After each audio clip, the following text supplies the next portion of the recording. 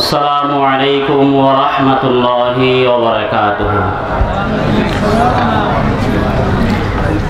আমি আমরা এলাকার ফুয়ারা ছিলাম, আমরা দোয়ালে বললাই মাহফিলের মধ্যে উপস্থিত হই, ফোনে এলাম কালাম কিছু নাই।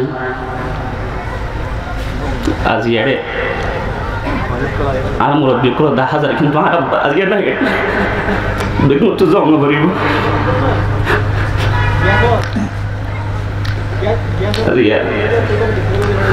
ಇದು ಮುರಬ್ಬಿ ಕೊದ್ದೆ ಆರಾಪರ খতম হচ্ছে আমার আছে আকুল আবেদন জানাই মাই সংক্ষিপ্ত আলোচনা করি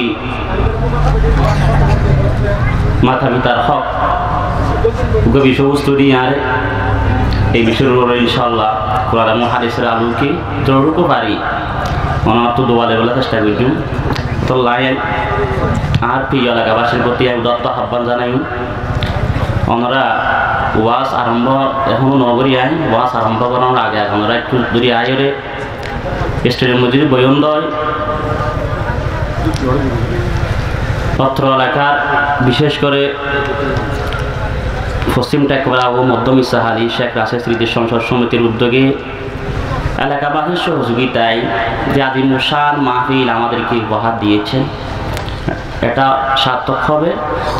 এই জন্য আমি আপনাদের খেদমতে আকুল আরজ করব, যেহেতু এখানে আমার বন্ধু বান্ধব আমার মুরব্বীগণ রয়েছে, এখানে বসে আমি ওয়াজ করার মতো বাসাও আমি হারিয়ে ফেলেছি, কারণ মুরব্বীদের সামনে বসা যায় না। এরপরও আলাম রফুকল আদব যেহেতু মাহফিলের পক্ষ থেকে দাওয়াত দেওয়া হয়েছে, বিদায় আমি বাধ্য হয়ে এখানে চেয়ারে বসেছি।